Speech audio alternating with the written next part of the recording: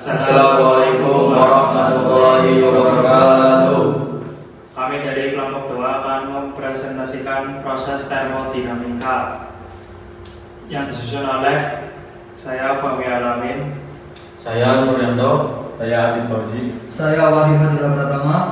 Oke, di sini saya akan menjelaskan mengenai proses termodinamika. Yang pertama itu ada analisis siklus motor pembakaran dalam. Yang dimana di sini itu membahas mengenai urutan proses energi yang terjadi di dalam silinder, mulai dari pemasukan udara hingga pembuangan gas hasil pembakaran. Yang kedua, pendekatan termodinamika menggunakan hukum-hukum termodinamika untuk menjelaskan perubahan energi, tekanan, volume, dan temperatur. Selanjutnya, dasar evaluasi performa mesin digunakan untuk menghitung kerja, daya, serta efisiensi termal motor bakar. Selanjutnya, ruang lingkup. Jadi yang pertama itu ada siklus udara baku. Model ideal yang digunakan sebagai dasar analisis seluruh siklus motor bakar. Yang kedua, siklus Otto. Model ideal motor bensin dengan pembakaran volume konstan. Yang ketiga, siklus diesel. Model ideal motor diesel dengan pembakaran tekanan konstan.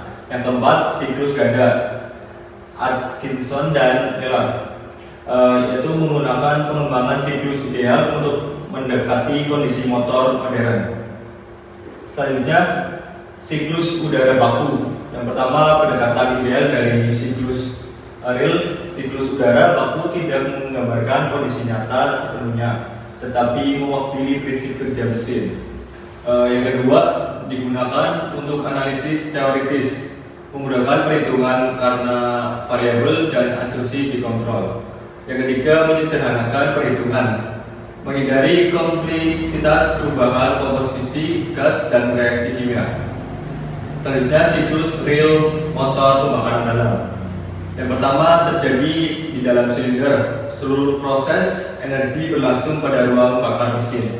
Yang kedua, fluida kerja udara atau campuran udara bahan bakar, bergantung pada jenis mesin, bensin atau diesel. Yang ketiga, mengandung sisa pembakaran sebelumnya.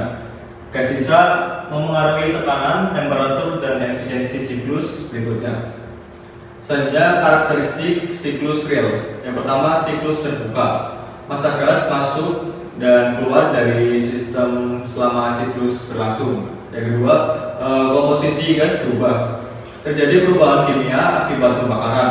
Yang ketiga, produk pembakaran utama CO2, H2O, N2. Gas ini mendominasi hasil pembakaran dalam silinder.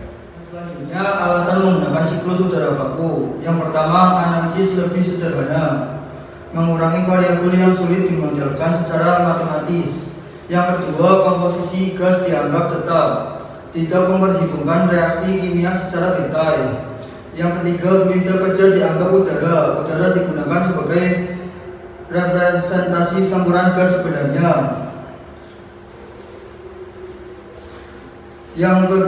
Selanjutnya, model gas ideal. Yang pertama, udara dianggap gas ideal, berlaku pada rentang tekanan dan temperatur kerja mesin. Yang kedua, berlaku hukum gas ideal. Hubungan antara tekanan, volume, dan temperatur dapat dihitung. Yang ketiga, digunakan pada semua siklus udara baku, menjadi dasar perhitungan semua siklus ideal. Yang selanjutnya, proses isentropik. Yang pertama, tidak ada perpindahan kalor. Sistem diasumsikan terisolasi selama proses berlangsung. Yang kedua, terjadi pada kompresi dan ekspansi. Waktu proses sangat singkat sehingga kalor yang berpindah kecil. Yang ketiga, berlaku pada Otto dan diesel, digunakan sebagai pendekatan ideal untuk kedua siklus. Selanjutnya, pada spesifik udara. Yang pertama, dipengaruhi temperatur. Nilai panas spesifik meningkat seiring kenaikan temperatur. Yang kedua, diasumsikan konstan untuk menyederhanakan analisis matematis. Yang ketiga, digunakan nilai rata-rata mendekati kondisi aktual tanpa perhitungan kompleks. Selanjutnya, siklus Otto. Yang pertama, digunakan pada motor bensin, mewakili prinsip kerja motor penyalaan busi. Yang kedua, pembakaran volume konstan. Pembakaran dianggap terjadi sangat cepat pada volume tetap. Yang ketiga, umumnya pada watts, berlaku pada kondisi throttle terbuka penuh. siklus Otto. Yang pertama, hisap campuran udara dan bahan bakar masuk ke silinder. Yang kedua, kompresi isentropik, campuran dimanfaatkan tanpa perpindahan kalor.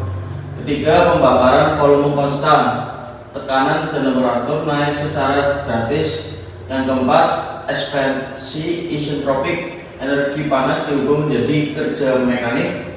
Yang kelima, buang, gas sisa pembakaran dikeluarkan dari silinder. Selanjutnya, efisiensi thermal siklus Otto. Yang pertama, dipengaruhi rasio kompresi. Semakin tinggi rasio kompresi, efisiensi meningkat.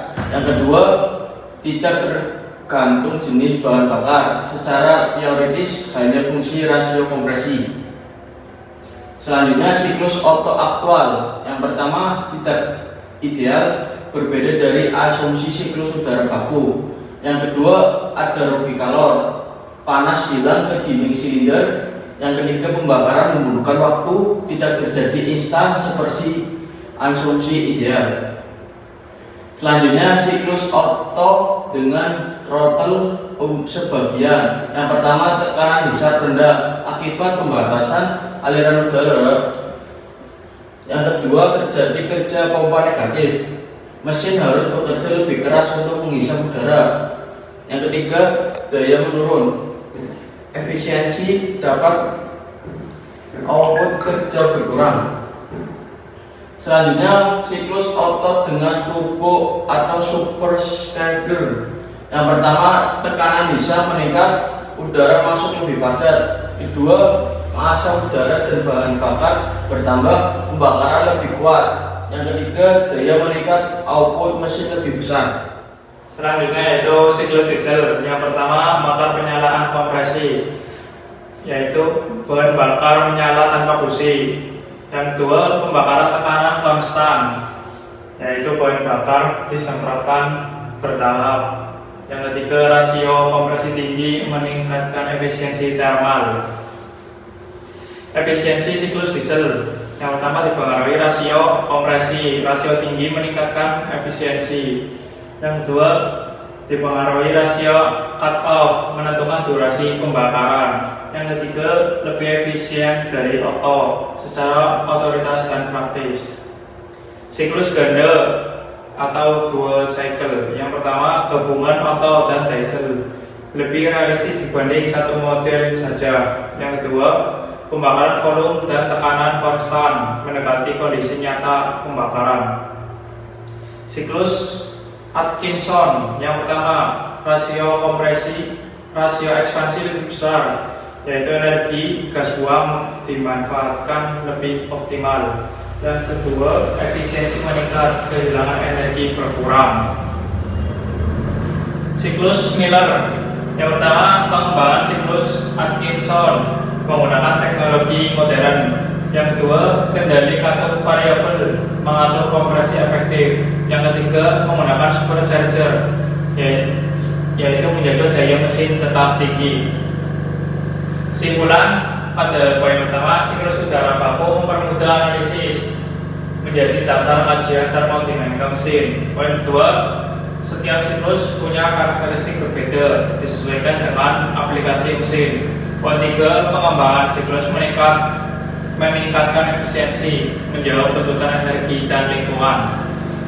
Sekian dari kami. Wassalamualaikum warahmatullahi wabarakatuh.